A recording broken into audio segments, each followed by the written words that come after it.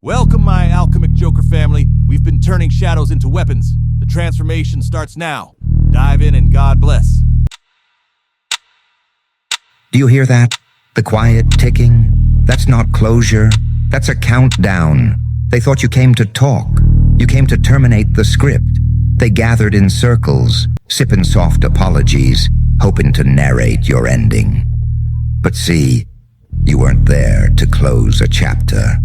You came to burn the book.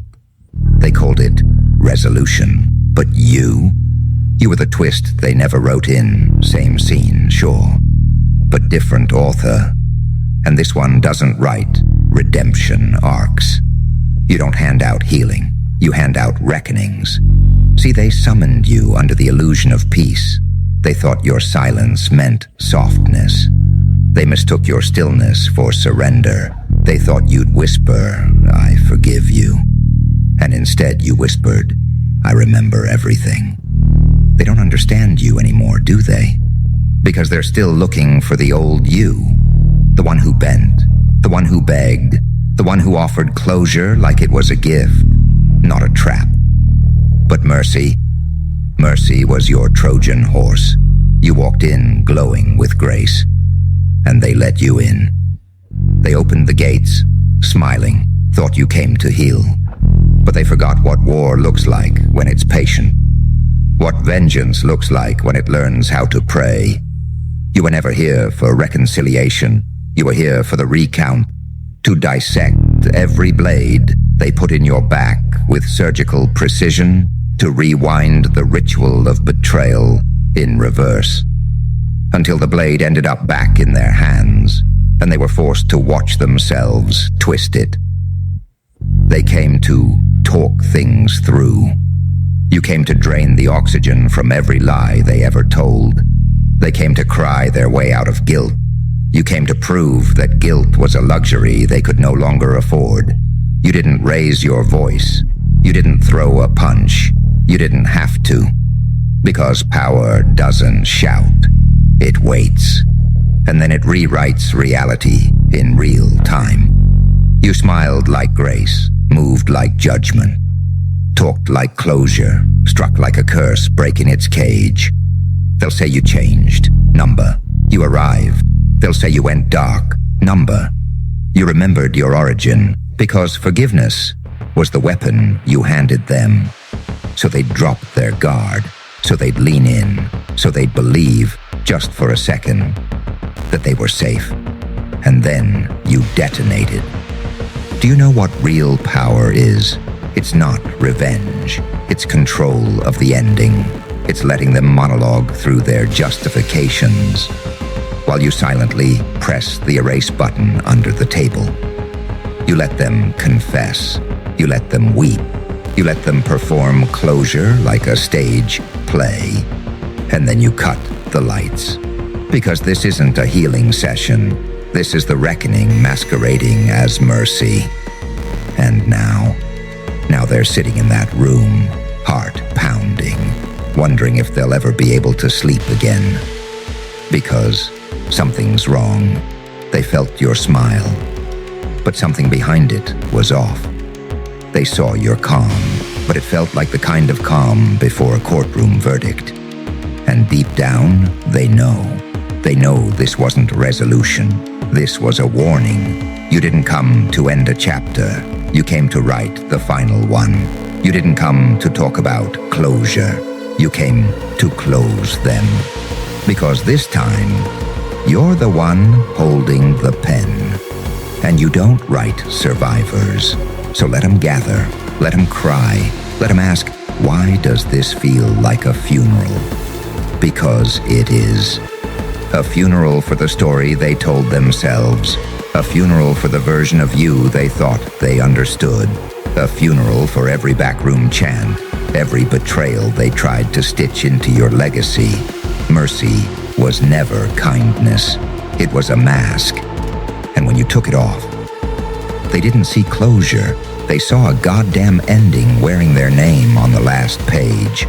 And now, they can't unread it. They can't undo it. And they can't believe they ever thought they were the main character. Too late. flipped the table, ripped out the script, and became the author they'll never recover from. Because you didn't just survive the fire, you learned how to write in it. And now, they're just smoke in your story, ash in your aftermath, fading footnotes in a legacy they'll never be able to explain. Not without screaming. And you watch them now, don't you? The way they sit there with trembling hands, the way their eyes dart at each other like rats in a sinking ship. They're whispering words like closure, reconciliation, forgiveness, but you can feel the truth dripping from the ceiling like cold water. They're not here for healing. They're here because they thought they could manage you, and you walked in because you came to end them. Every sound in the room changes when you finally decide to breathe. The chairs squeak, their phones go dark, the walls feel like they're closing in, and you don't raise your voice, you don't move fast. You just sit there, eyes locked on them like a predator that learned patience. Because this is what they never understood. Power doesn't always look like rage. Sometimes power walks in wearing a smile and leaves carrying the last word. They told themselves you were predictable. They wrote entire scripts about how you'd behave, how you'd crumble, how you'd apologize. They rehearsed the scene over and over, practicing their little tears and their trembling voices. But when you arrived, you didn't fit the script. You didn't fit the stage. You burned the theater down without even striking a match. They don't understand how you survived, how you rebuilt, how you came back sharper, because nobody trained you for this. You trained yourself in silence, in the shadows, in the back rooms of your own pain. You learned how to take betrayal and turn it into strategy. You learned how to take mercy and load it like a weapon. You learned how to look like an angel while moving like an assassin. That's why you scare them. You don't just hold power. You hold dualities they can't comprehend. Light/dark, saint/psychopath, angel/demon, mercy/vengeance. You embody the paradox that undoes their psychology. Because every time they think you've surrendered, you're only drawing them closer to the blast radius. Every time they think you've calmed down, you're only sharpening the blade they can't see. And when it finally lands, they call it betrayal. But it's not. It's justice in camouflage. You're not standing there for closure. You're standing there because you learned the ultimate truth. Closure is what the guilty ask for. Endings are what the powerful deliver. So you let them speak. You let them stammer. You let them dig their own graves with every justification. And you're quiet. Not because you're soft, but because silence is the sharpest blade in the room. Because silence makes them reveal themselves. Because silence makes them realize the clock is not on their side anymore. They can't escape the feeling that the room isn't just a room. It's a trial, a confession booth, a mausoleum. They're speaking their last words and they don't even know it. And then you lean forward, just slightly. No shouting, no theatrics, just a shift. Like a storm cloud moving across the sun, and the whole energy flips. Their voices crack, their eyes lower. They feel it in their bones. The scene is no longer about them. The narrative has been stolen. The script has been shredded. The author is standing in front of them, and the author is you. They came to reclaim their innocence. They leave with a death certificate for the story they built around you. Because you didn't just flip the page. You ripped out the ending and wrote a new one in ink they can't wash off. You branded your signature into their subconscious like a scar. They'll remember your face not because you screamed, but because you didn't have to. They'll remember your words not because they were loud, but because they were final. You don't heal wounds anymore. You expose them. You don't erase history. You reframe it until it incriminates the guilty. You don't wait for karma. You build it. And then you deliver it with a smile they'll never trust again. This is why they panic. This is why they whisper your name like a warning. This is why they wake up at night with your shadow on the wall. Because you taught them the one lesson they'll never forget. Mercy isn't weakness. Mercy isn't surrender. Mercy is a Trojan horse. It walks in soft. It leaves nothing standing. You are no longer the person they tried to break. You are the reckoning in human form. You are the end of their story, and the beginning of something they can't even name. They came for closure. You came for an ending. Same scene, different author, and you've just written their last line. The air in that room is thicker now. It's no longer a meeting. It's a cross-section of time. A moment sliced open, where they are forced to stare at the guts of everything they built against you. They can't name it, but they feel it. Every heartbeat they hear isn't their own. It's the pulse of the story you're writing around them. They came thinking they could wrap things up, like rolling credits at the end of a film. But you don't roll credits. You black out screens. You don't offer denouement. You offer a void. They call it closure because they want to close their eyes and pretend nothing happened. But you came with a different script, written in the margins of every night they left you bleeding. A script that starts soft and ends like an execution order. They thought you were negotiating, but you were narrating. They thought they were confessing, but you were cross-examining. They thought they were actors, but they were evidence. And now, sitting under your gaze, they're realizing what you already knew. This is not a conversation. This is a verdict disguised as dialogue. You don't lean forward because you're angry. You lean forward because you're done hiding. They see the faintest tremor in your smile. That's not a smile. That's a warning flare. And still they speak, because they've confused your quiet for permission. What they don't understand, what they can't stand, is that every word you let them utter is a trap closing tighter. Every apology they stammer is a signature on a confession. Every excuse is a timestamp in the final chapter. You are no longer the wounded one. You are no longer the one who comes begging for answers. You are the architect of endings. The paradox that breaks them isn't just that you forgave and remembered. It's that you forgave, remembered, and built something inside their forgiveness. A Trojan horse. Soft wood on the outside, legions of fire inside. They welcomed you back.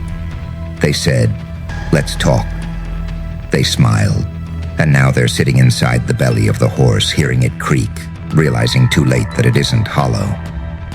This is what you became, a living contradiction, a saint who carries a guillotine under their robe, a whisper that detonates buildings, a halo with teeth.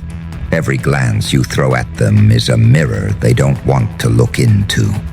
Because in your eyes they see the ending already written. They see their names dissolving into footnotes. They see that the person they betrayed has been reborn as something they can't decode. A weapon wearing a smile, a storyteller wearing silence, an angel carrying the weight of a demon's patience. They shift in their seats. They fumble with their hands. One of them swallows hard. Another clears their throat. You can smell the adrenaline. You can taste the panic. And you haven't said a single word. That's the secret they never studied. Real endings aren't loud. They're inevitable. They came to shut the door. You came to remove the walls. They came to sign off the last page. You came to tear the book in half. They came to make you small enough to fit in their narrative.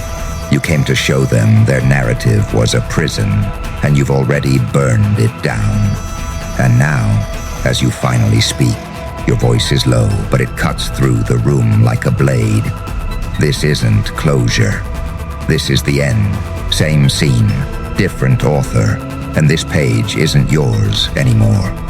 No yelling, no theatrics, just the certainty of a bomb that's already gone off.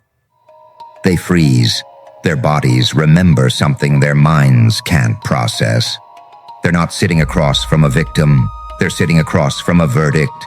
They're sitting across from an ending wearing their own reflections.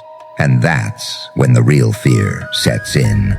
Not the fear of you, the fear of themselves. Because for the first time they understand that everything they did built this moment.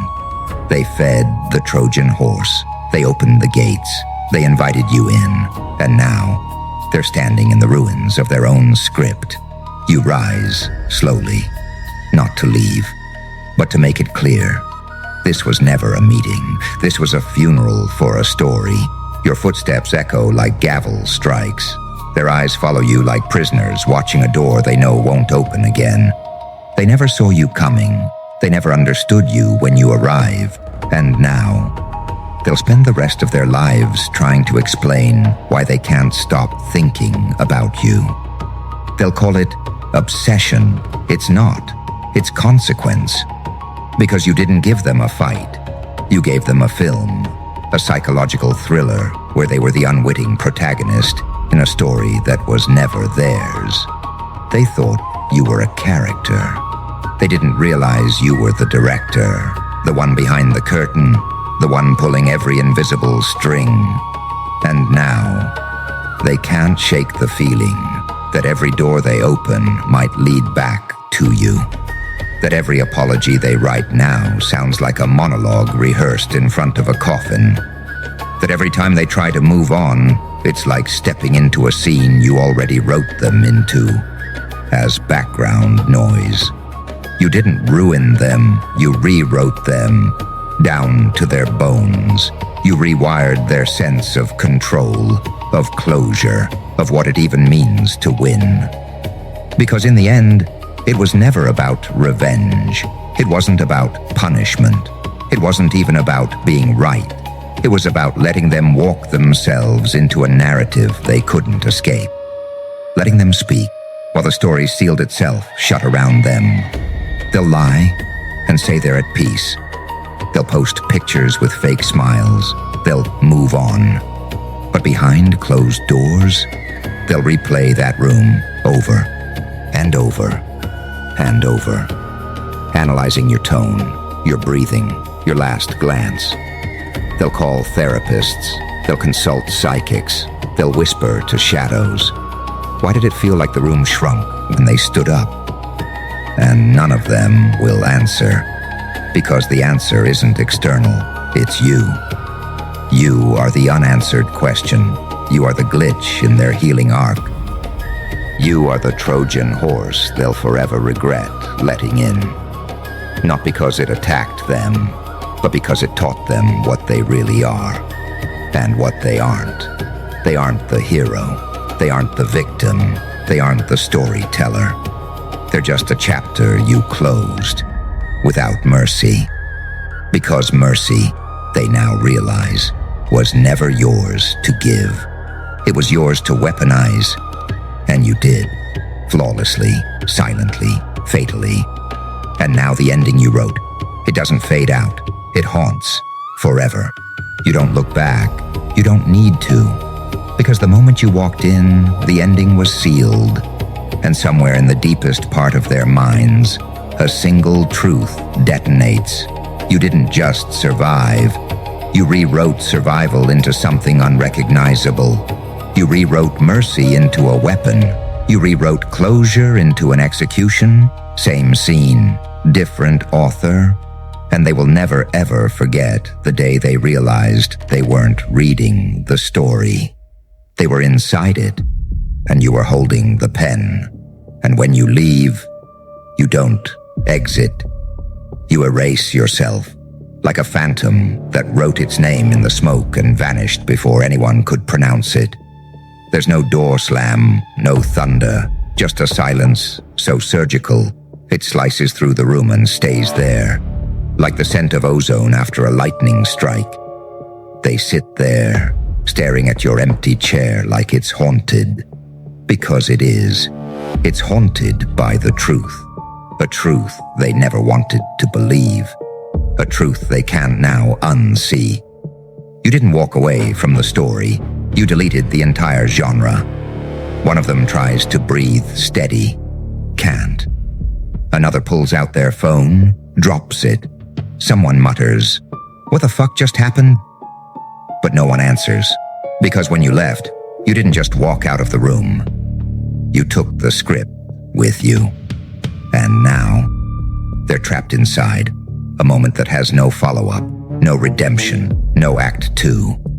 Because you were the Act 2, you were the plot twist. You were the uncredited author rewriting the climax in real time. And now that it's done, all they're left with is the echo.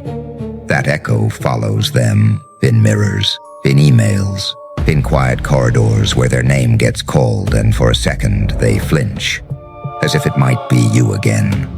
You became a living postscript, not a person, a ripple in every timeline they touch. Their subconscious screams when someone mentions you. They try to pretend they're over it. But the way their pulse skips when someone says your name tells a different story. Because deep down, they know. Thank you for watching, family. We do hope this message was helpful and life-changing. Don't forget to join the Alchemicjoker community where we transform pain into power. Stick around for more powerful messages. We love you.